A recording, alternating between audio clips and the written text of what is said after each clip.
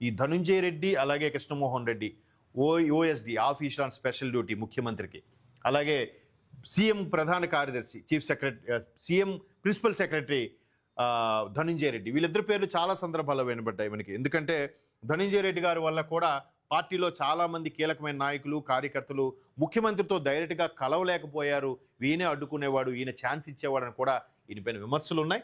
ఇప్పుడు ఒకసారి చూద్దాం ఆ వార్త. వైకాపా హయాంలో జరిగిన వేల కోట్ల మద్యం కుంభకోణం కేసులో ఎన్ఫోర్స్మెంట్ డైరెక్టర్ దూకుడు పెంచింది. అప్పటి ముఖ్యమంత్రి జగన్మోహన్ రెడ్డి అత్యంత సన్నిహితులైన అప్పటి సీఎంఓ కార్యదర్శి ధనుంజయ రెడ్డి, ఓఎస్డి కృష్ణమోహన్ రెడ్డితో పాటు ఈ కేసులో కీలక నిందితులైన బూనేటి చాణుక్య, సిహెచ్ వెంకటేష్ నాయుడిని సోమవారం సుదీర్ఘంగా 10 గంటల పాటు విచారించిందట.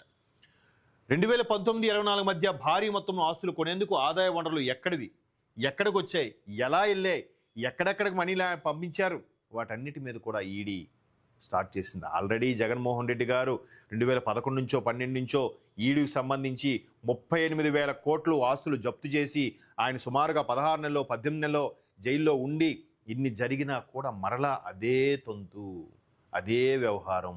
అంటే ఏంటి ఆ ధైర్యం?